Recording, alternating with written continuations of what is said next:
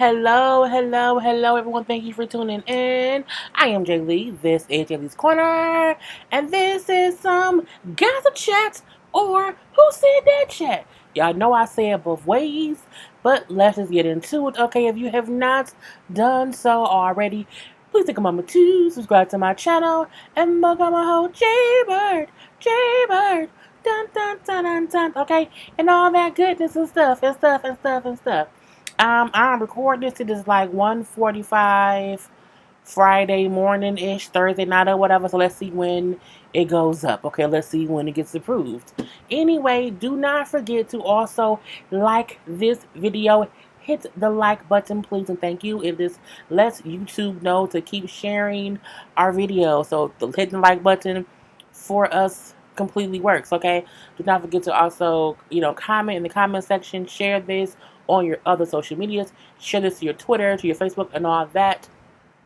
You can follow me on IG at J_Lees_Corner. Excuse me, all that stuff is down here. You see it? It's right down here. It says it right there. So always watch at the same time as you listen, okay?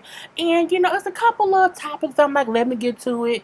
If I do it today, it can at least be up by Saturday at the latest. If it gets, whatever, I can get it to y'all by Saturday. So let's see when y'all get it. Okay. So first up, Wendy Williams. Okay, Wendy was on The View today. Okay, she was on The View, and she did a really good job. If you ask me, I watch The View every day. I love The View. Even though I don't like everybody on The View now, because I can't stand Megan, but I like to watch it. It kind of keeps me in the know or whatever. So Wendy was on there. We know that our season 11 show is coming back on I think it's Monday next week, or the 13th. I don't know. It's coming back in a week or two.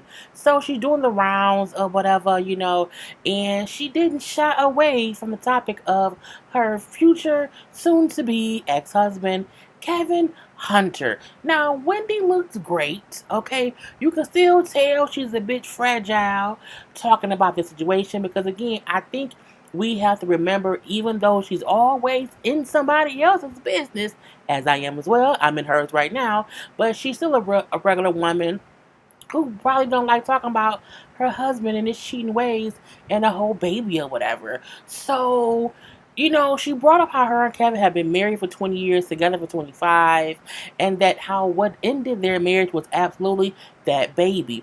She said how, infidelity is one thing. However, a full baby is a whole other topic. A baby, I am not changing no pampers. I want to be pampered.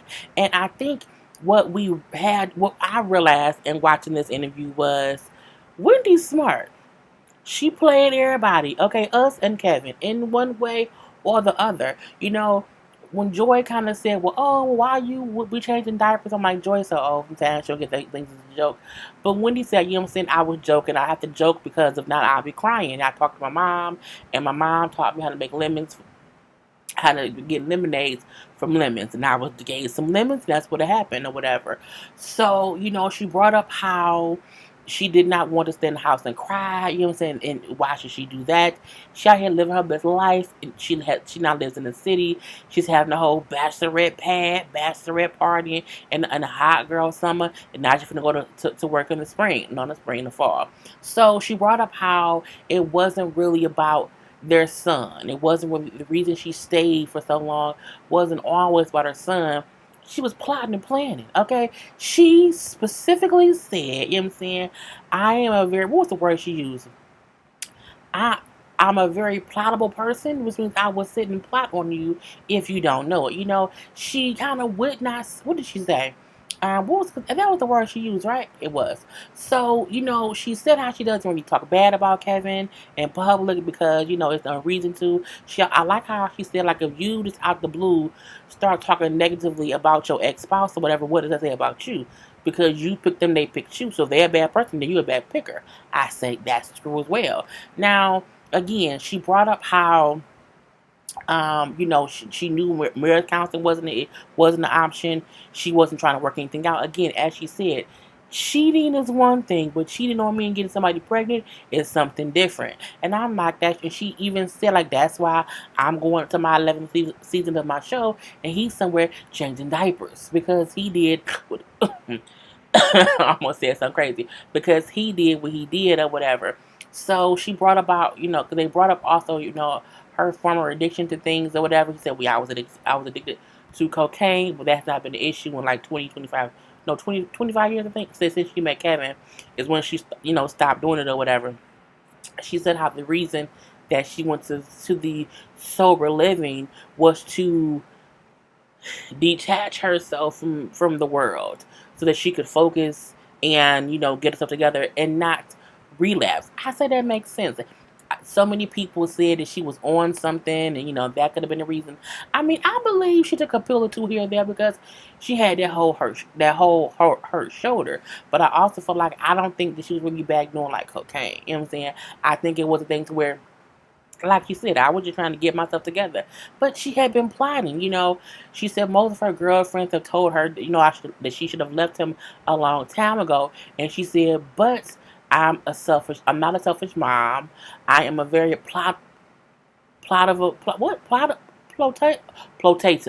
I don't know, plotative individual, meaning I will plot on you. You know what I'm saying, and it'll be what's gonna be. I think the reason I say she kind of played all of us was because she knew for years what he was doing, because she then went and said how, I wasn't trying to uproot my son, so I stayed in the house and I plotted and I waited until I was able to do it. And she waited until her son went to college. I mean, I get it. I think they would have still been together had he not had a baby. Her kid, and people kept saying, what happened? I think she made that man get a DNA test, okay? Get a whole DNA test, and once it was proved that's your baby, she was done. She was done so. She kind of brought up how Kevin will always be her family. It makes sense because that's her son's father. And even though they are not together, that's still her son's father. And I don't see them two getting back together at all, but I like how she was like this honest for now, okay, about what was going on. She said how she was not gonna go back to her show and be all nicey nice and not be people's business, because like this is what I do. It's what I do. She also brought up how people was like, oh, this is her last season. She said it's not my last season, so get that out your mouth. I mean, she kind of shut down some rumors, but also was just kind of honest about the divorce thing and kind of admitted she knew something was going on, because she said, cheating was one thing, that baby was something different. And she also brought up how, she was even in sober living for those 6 months plotting her escape. Okay, she said because in there you don't have the craziness of people and phones and TVs and news and all that stuff.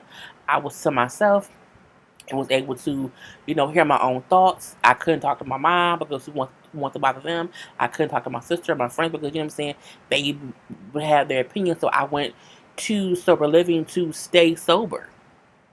It makes sense or whatever. So, we shall see what happens on season 11 of The Wendy Show. I will definitely be watching. I tell y'all all the time, I watch Wendy every day. Okay? And sometimes I don't agree with what she say, but I still watch her every day because, I mean, she's enjoyable. Okay? She is enjoyable. K. Michelle. So K Michelle, I think it's the old picture of K Michelle. It was hard finding the right picture of K Michelle because her face looked so different over the years. I didn't know which was currently now or before now or after now. I didn't know if it was really her or someone who looked like her. So this is as good as I could do. Anyway, K Michelle is supposedly getting another season of her My Life spinoff that's on VH1 or whatever. This is per the Jasmine brand. Now, the show had, I think, 2 or 3 seasons before, and then it hasn't been on since 2017. And, I think it makes sense. I feel like Kate Michelle signed on for another season of Love and Hip Hop Hollywood and said, Mona, I'll come on here. I'll shake some tables. I'll, connect some people here who isn't connected. But I want my show to come back. I want my show to show my true journey in the surrogacy. I think that is what we're seeing. The Kate Michelle we're seeing right here on Love and Hip Hop Hollywood is the preview to her, getting a surrogate and all that stuff. I think because we know she got the whole little boyfriend or whatever. The Sims dude who they supposed to still together. What was his name? Caston Sims. I don't know because I didn't watch the show forever, but I do think it makes sense for her to continue. If she's if she's really doing a surrogacy, if she's really doing that, it will make sense for her to show that on her own show. I don't think it makes sense to show that on Love and Hip Hop. Love and Hip Hop is so fake and fugazi. Like Love and Hip Hop is just so scripted. Okay, it is. Love and Hip Hop is about 85% scripted. I think the 15% is the stuff that we see on like on IG or whatever, like this Moniece and Fizz and April stuff. That stuff is real. And then what we see on the show is the scripted part of it. Oh, that was just Drew. Drew just live here because he on tour. The fake and fugaziness of it all. But again, I think it'd be smart for K Michelle to get her own little spinoff. I may watch it and I may review it. Okay, it's the whole surrogacy thing. So we shall see. Now she also got another season. Well, what's another? Not another season, but she had that show. What channel was it on? Was it? I think it may have been on VH1 as well. But it's the surgery show where she was helping people who had botched surgeries get their bodies fixed. And so that allegedly is also getting another season. And so she was posting on her IG, for people to write into the show and what I'm saying, kind of send in I need help flags, whatever. I don't know. But that K Michelle isn't entirely aggravating to watch and listen to when she's not around all the foolishness of the VH1 the Love and Hip Hop people. So we shall see how that pans out. Now, I'm happy to report season 4 of Insecure has started filming. Yay! So we have Issa and Kelly and Molly and Tiffany, all here for your enjoyment. So they started filming season 4. Well, I think it was yesterday, maybe 2 days ago. And, we do know that Lawrence is supposedly back as well. You know what I'm saying? Jay Ellis's character. So I'm interested to see what else they give us. We know instead of getting 8 episodes, we're going to have 10. And as you see, she put in comments, you better make it an hour. So we do want hour shows. If not an hour show, at least 45 minutes. 30 minutes of the show just isn't enough. Because I feel like so much of it be like little songs playing or whatever, or little pauses. Like I think it needs a good 45 minutes. And that should do, if you ask me. Now, we know it's not coming out until next year of 2020. So that, still sucks or whatever. But, it's because Issa was, she was in demand. Everything was everything. They want her on this, they want her on that. But, we're going to get us a new season of Insecure immediately. And I'm very happy about that. I cannot wait to review the new season of Insecure. Next up, Nicki Minaj. So Nicki Minaj was on Twitter today, and she came in and she said this. Okay, I've decided to retire and have my family, and I know you guys are happy now. To my fans, keep repping me, do it to the death of me. Okay, X in the boxes, ain't nobody checking for me. Love you for life, and with a smile, a heart face thing, a heart, and a unicorn. Now, this is the thing about this, okay? She posted that on Twitter. As we say, it was 10 hours ago. I think it did before I started recording. And people was like, oh my God, Nicki Minaj wants to retire. She wants to retire. Now, we know her and that man, Kenneth Petit, okay, have filed for a marriage license to get married. I don't mind that. Let her live her life and get married and have her kids and do whatever she wants to do, okay? The crazy part for me is the barbs, as they are called. The barbs was on Twitter. Nicki, can you please just address this retirement thing? You have never left us so hurt your entire career. We're just hurting, Nicki. It's us. It's the barbs. Please. Okay. And then she responded saying, I'm still right here. Okay. Still madly in love with you guys. And you know that in hindsight, this should have been a Queen radio discussion, and it will be. I promise you guys will be happy. No guests. Just us talking about everything. The tweet was abrupt and insensitive. I do apologize, baby. Why are you apologizing for telling your fans that you want to have a family? Like, why? What kind of... And it's the weird thing that I think people always say about Nicki's fans. They love to rep for her on social media, but they not be about her albums. If as many people reacted to her damn tweet bought her albums, she would not be retiring. No one can take away the fact that Nicki is a queen of rap. You know, she has made her space in hip hop history. Period. Okay, she will be a legend. Period. But I feel like the whole thing of we're so hurt. Oh my God, Nicki, please talk to us. I also feel like Nicki posted it to get people to go to the Queen Radio. I have not listened to not that episode of Queen Radio, but I feel like Nicki has every right to want to retire. Okay, retired. She's been rapping forever. Okay, she's been rapping for a long time. She has earned a break. But the whole, oh my God, Nicki, I just have, please talk to me, girl. Let the lady have a wedding and have some kids and live her life. Okay, with her man, who people still say is a felon, but whatever. If she's happy, let her be happy. Like if you really are supportive of her, don't explain what do you want somebody to explain if they say they're retiring? Retiring means I'm not making any more new music.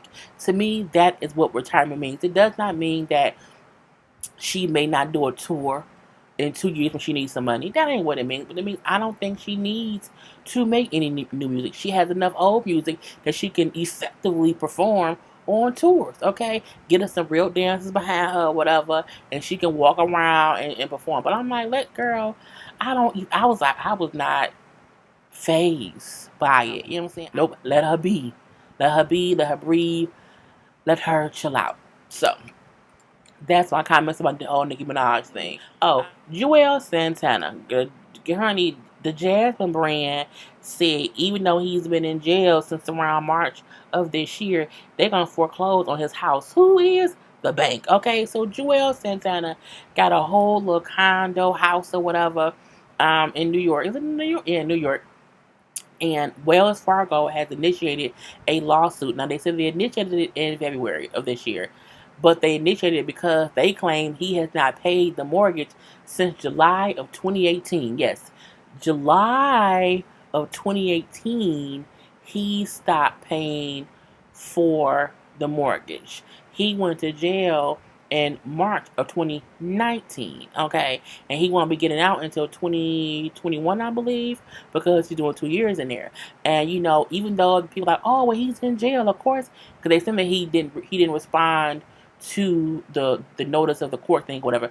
And they said, oh, because he was in jail. I feel like if you ain't paid the mortgage since July of the previous year, you should need no notification that you need to pay the bill. You've been ignoring the bill for damn near a year. Okay? The fact that we're just now suing you don't mean anything if you've known since July of 2018 that at least as of February 2019, you ain't paid your mortgage. Now, I don't know why people won't pay bills and then be surprised a year after they ain't paid on the bill. You can't not pay a bill and be surprised if someone wants to take back what you paying on or not paying on. That's just foolish, okay? Now, the home, he purchased it in 2005. This is the kicker. He purchased that house in 2005. That's a full 14 years ago. 14 years ago. He purchased it for $540,000. And I feel like in the past 14 years, because at one point Dipset was popping. Dipset.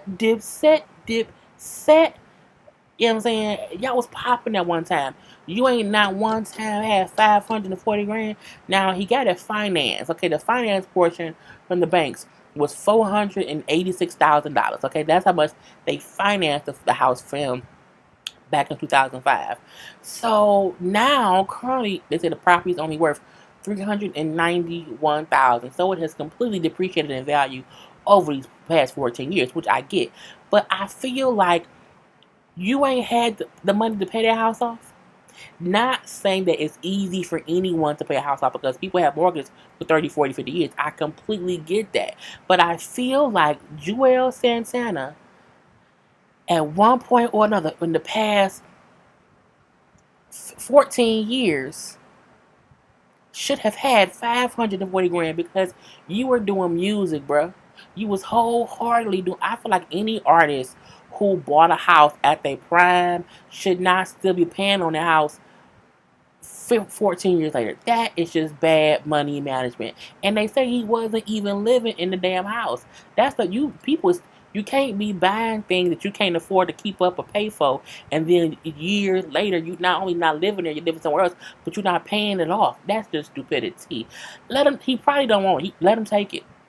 Foreclosure and all. Now they also brought up this is the third time he's faced foreclosures in the last 2 years. So you've been about to lose his house. This is crazy. I don't get it, brother. Somebody give him a loan. Somebody give Kim Bella some money. Somebody go to Mona and say, Mona, they need a loan, an advancement, and they stuff. Okay. This one right here, Jesse Smollett.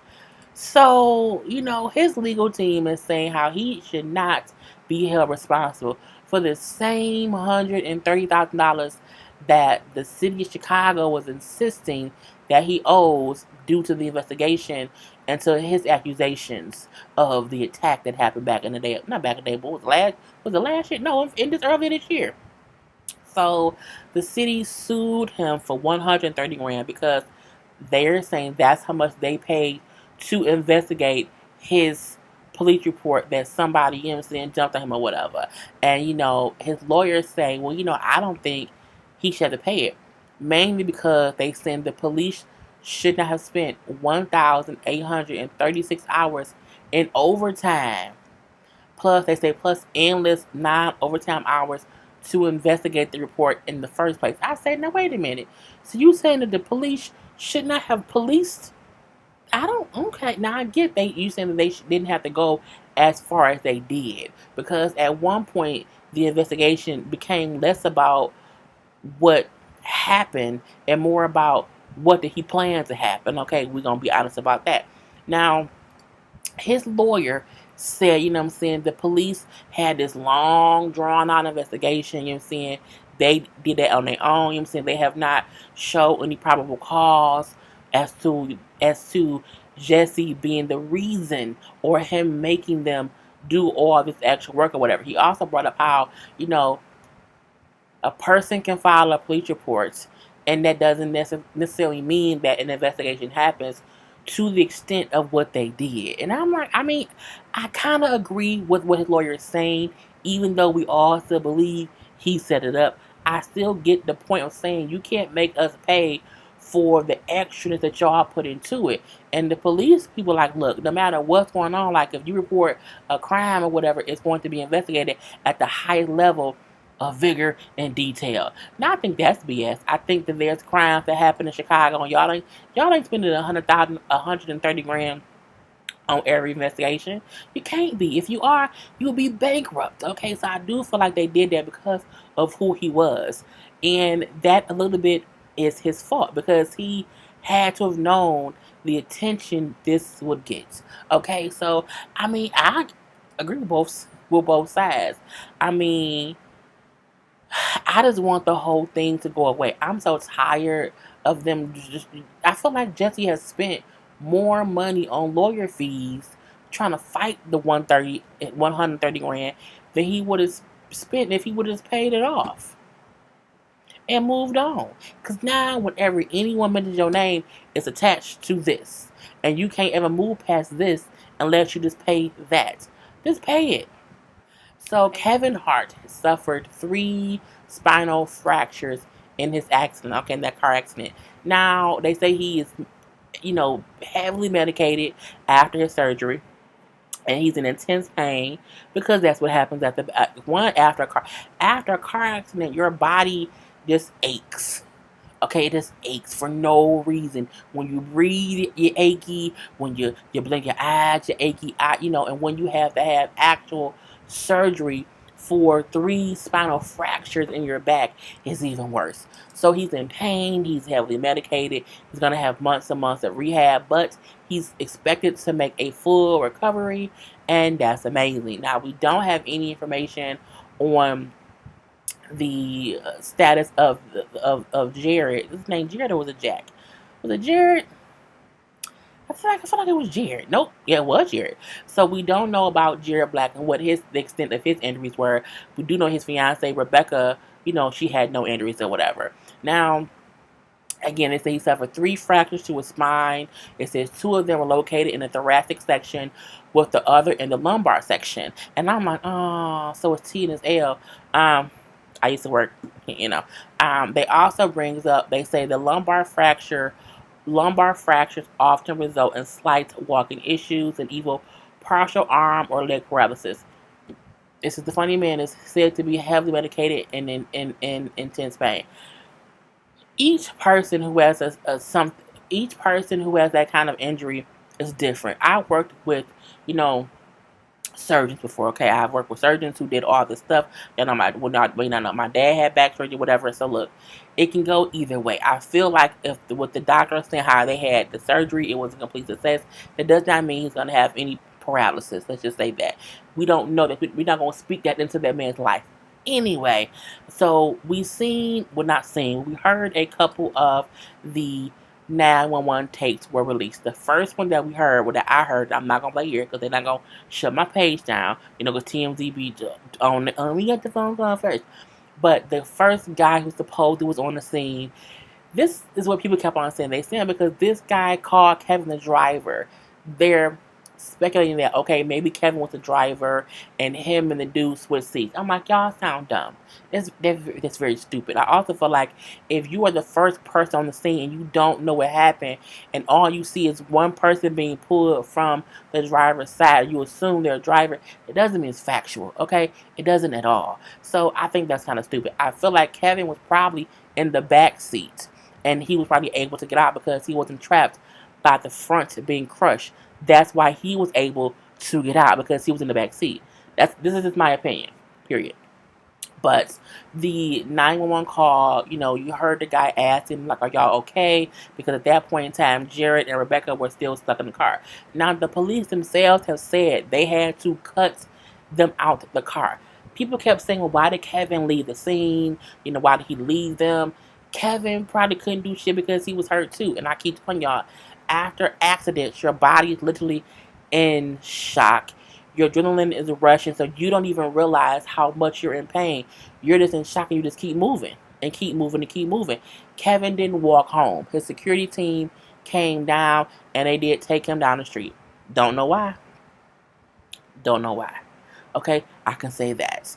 But, if 911 has been called, if help is on the way, but if he feel like I can go home and get help quicker and or sooner, it is what it is. So we had that whole thing. So again, I do not believe at all that Kevin was the actual driver and that him and the guy who was stuck in the driver's seat and the police, and not the police, but the EMS, the firefighters had to cut them out the car. He was then airlifted to another hospital that him and Kevin switched seats. I think that is total bullcrap, but that's just me. I think the reason that Kevin and Jared probably had the worst injuries, I feel like when the car flipped, it probably flipped on the driver's side. I feel like Kevin was probably behind him and he was the driver. So when the car flipped and rolled, that's why they got the brunt of it, and that's probably why she did not have any injuries. Any major injuries. That's what I feel like. For Kevin and Jared to both have the same injuries, I feel like it's because they got the brunt of the impact from the car flipping from the driver's side, and it probably hits everything on the driver's side. I think that's what happened with that. But again, just my opinion. Now, the second 911 call that we heard, which was made from Kevin's house, and I don't know why people don't want to say this, the person who called was Eniko. It was Kevin's wife. That's her voice. I follow Eniko on social media, so maybe that's why I recognize her voice. But if you follow Eniko, if you've ever seen her lives, that's her voice. It's Eniko. So they kept saying, oh, the woman who called, not the woman, it was his wife, because she kept saying our house. Come on now, but whatever. So clearly Eniko was a bit intoxicated. It was Labor Day weekend. I'm not surprised that any of them were drunk or drinking. I'm not saying that Jared was drunk, but Eniko was. And I can say that based on how she was either drunk or really, really, really, really, really, really sleep. Like, as if someone had just woke her by her sleep, and she had no idea what was going on. And I just don't believe that. I believe that she had just been drinking and was probably at home tired and had to call 911 because again it was late or whatever. So on the call, the person, but it was Inigo, says like, he's not coherent right now. He can't move, you know, and it looks like, something in his back is like poking out, like not out his skin, but you can see like a little hump in his back because it was his, his lumbar. So, because the thoracic is cervical, lumbar, thoracic. So, somewhere towards the bottom or whatever. Let me stop thinking about that. I'm thinking back to my medical days. Anyway, so she also brings up the 911 opera kept on like, well, was he in, like, what happened? Was he in an accident? Well, yeah, he was in an accident earlier. They're like, well, how early was like early, like hours ago? She's like, no, about 20 minutes. And people kept saying it wasn't 20 minutes because the phone call that she made was an hour and a half after the accident actually happened. Again, I don't think she was aware of time. I think what she meant was he had been home for 20 minutes because we don't know how long they were out there on the road before someone got there. People act like, okay, they crashed at exactly 12:45 p.m., okay? And then at 12:48 p.m., Kevin crying climbed up the wall, not the wall, up the mountain. He climbed up and he pulled himself up. You know what I'm saying? Broken back and broken leg. I'm like, they act like that. I'm like, who knows how long they have been gone? I'm not the one to. I think it's crazy that people heard of an accident and the first thing people were doing was picking apart the story. I'm like, that's kind of crazy, but I digress. Okay, I completely digress. Anyway, again, the woman on the phone was Kevin's wife. Okay, and her saying, oh, it was 20 minutes ago, she probably meant he had been there for 20 minutes. And so she assumed the accident probably just happened. And again, if you tired, a little bit drunk, your husband then came home beaten up and bruised from a car accident, and she said in her phone call, like, I don't even know really what happened because she wasn't there. She wasn't there. So I really wish people would stop picking apart and trying to, and they kept on saying, well, who was the girl? The girl was her trainer, and the dude was the trainer's fiance. Oh, because Kevin don't be this and Kevin. I'm like, I've seen so much stuff like on Twitter. I'm like, what is wrong with people? And the crazy part is they picked apart the situation where, thank God, Kevin and the Jared and Rebecca lived because 2 days later, LaShawn, oh, I'm finding this picture. LaShawn from, he's a songwriter or whatever and whatnot, but he passed away in an accident like 2 days ago. I'm trying to find his name while I'm talking to y'all. 2 days ago. So I'm like, what if somebody picked apart his accident? I'm like, people need to really just stop acting like, oh, somebody, if something happens, and what was it? LaShawn Daniels. Him and his wife again had been on Tamar and Vince's show. They were also on the Braxton Family Value show, and this is them. So he was in a car accident just like a day or two ago. Okay, songwriter, all that. He wrote all kind of amazing songs and stuff, and he passed away from his car accident.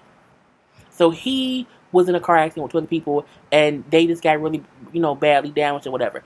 He passed away from a car accident a couple days later. So people need to stop being so judgmental and instantly trying to look for the story and realize people could have died and then someone later on did. And we still don't know Jared's condition. God, let's keep praying that he don't pass away. Just saying, sometimes we need to just not be so, nitpicky or whatever and let it be. But, Kevin again has a long road to recovery. We think the Jared guy, he may also have a long road. The Rebecca, her fiance is in jail. Kevin got 3 kids. That aggravated me when I kept on seeing the speculations that, was Kevin really driving? Kevin and the dude switch seats. What? Who? What? Come on now, people don't, everything is not a conspiracy, okay? I'm just saying. Anyway, a couple of, things I ain't got pictures of. Tristan Thompson. So, according to the Jasmine brand, Tristan he reportedly bought Chloe A $500,000 Porsche as a I want to come home gift. Look, I really feel like Tristan needs I almost don't believe it because it seemed like Tristan's out here living his best life or whatever. And I feel like Chloe would be an idiot to take him back when he has consistently showed you he's a cheater. I digress because she may be dumb. I don't know.